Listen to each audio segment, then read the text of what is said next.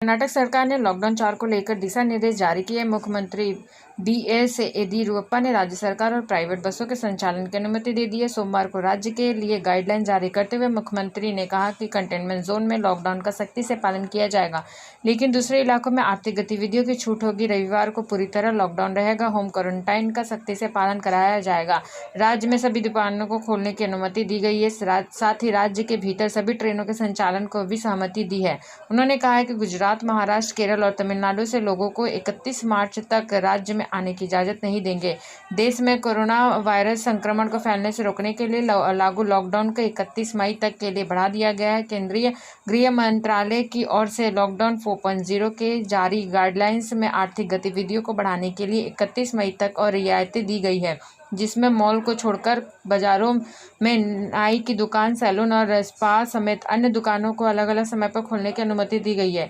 E commerce कंपनियों को भी सभी वस्तुओं के घरों तक आपूर्ति की अनुमति दे दी गई है, जिसमें से वह वस्तुओं की शामिल जो आवश्यक वस्तुओं की श्रेणी में नहीं आती। हालांकि गृह मंत्रालय ने कहा है कि रात में कर्फ्यू जारी रहेगा, जिसका मतलब है कि शाम 7 बजे से सुबह 7 बजे तक गैर जरूरी यात्राएं प्रतिबंध रहेंगी और अधिकारी इसका अनुमान सुनिश्चित करेंगे।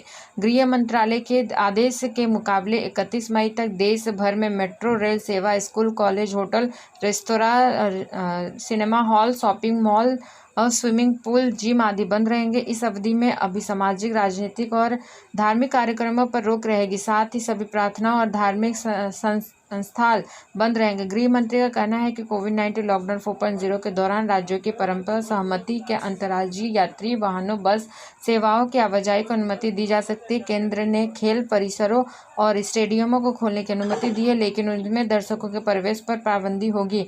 रेस्तरां बंद रहेंगे, लेकिन घरों पर भोजन की अनुमति के लिए उनके किचन में कामकाज हो सकता है। केंद्र ने स्पष्ट किया कि सामाजिक दूरी, मास्क पहनना, सैनिटाइजर का इस्तेमाल करना समेत सभी जरूरी मानक परिचालन प्रक्रियाओं का पालन सुनिश्चित करना होगा। राज्यों को उनके कोविड-19 के मामलों की संख्या को देखते हुए रेड, ग्रीन और ऑरेंज जोन में श्रेणीबद्ध करने के अधिकार दिए गए हैं, जिसकी कई राज्यों के मुख्यमंत्री मांग कर रहे हैं।